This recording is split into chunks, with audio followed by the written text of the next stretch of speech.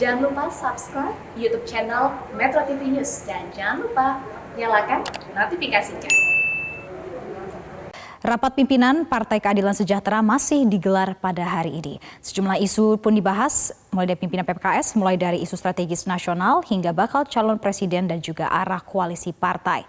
Informasi selengkapnya kita akan bergabung dengan Sisilia Sinabariba langsung dari lokasi Rapimnas PKS di Jakarta Pusat.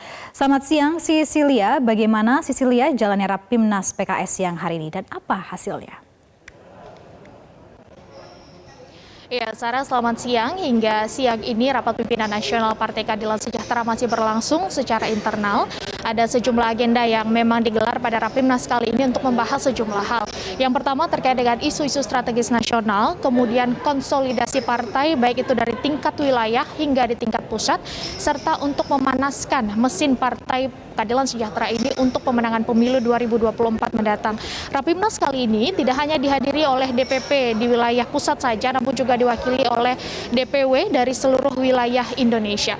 Tentu ada yang paling menarik pada penyelenggaraan Rapimnas kali ini, yakni pembahasan terkait dengan bakal calon presiden yang akan diusung Partai Keadilan Sejahtera. Karena pada Rapimnas kali ini seluruh DPW akan menyerahkan setidaknya 3 nama rekomendasi bakal calon presiden yang hendak mereka dukung sesuai dengan kondisi di wilayah masing-masing, dan nama-nama ini akan diserahkan kepada Majelis Syuro PKS untuk diputuskan dan disampaikan kepada publik siapa nama-nama bakal calon presiden yang akan diusung oleh PKS. Artinya meskipun pihak dari DPW sudah menyampaikan nama-nama, namun yang berhak untuk memutuskan bakal calon presiden yang akan diusung oleh PKS nantinya adalah Majelis Syuro Partai Keadilan Sejahtera.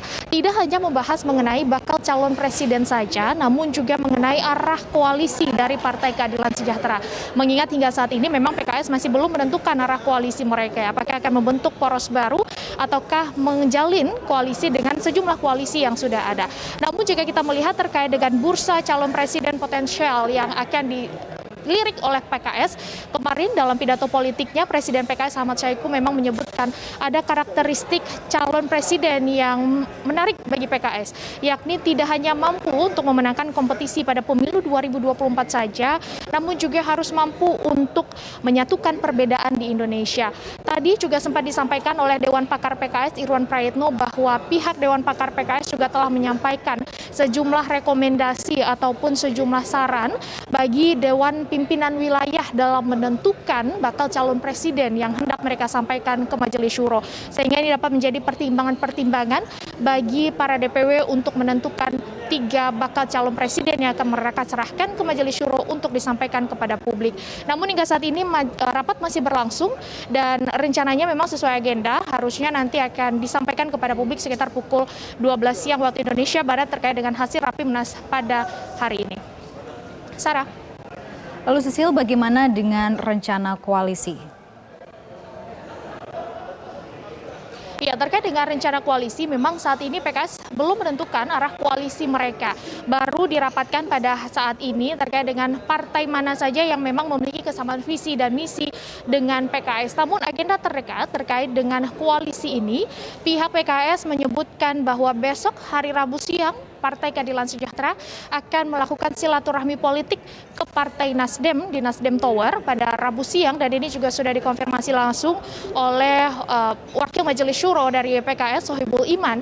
Dan rencana kunjungan ke Partai Nasdem ini tidak untuk menentukan atau tidak untuk memastikan Nasdem berkoalisi dengan PKS, namun masih sebatas penyamaan visi dan misi dan melihat apakah ada peluang yang signifikan bagi PKS dan Nasdem untuk berkoalisi. Jika kita melihat kemarin PKS menyebutkan bahwa karakteristik mereka akan menentukan arah koalisi mereka adalah dapat bersama-sama dengan partai yang mampu melihat mereka duduk sama rendah, berdiri sama tinggi, serta memiliki kesamaan untuk ke arah kemajuan dan juga perubahan.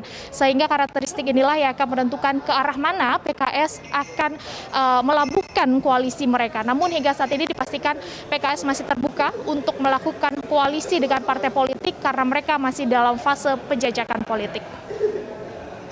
Untuk sementara demikian, Sarah, kembali ke Anda di studio. Baik, terima kasih Sisilia Sinabariba atas laporan langsung Anda. Selamat kembali bertugas.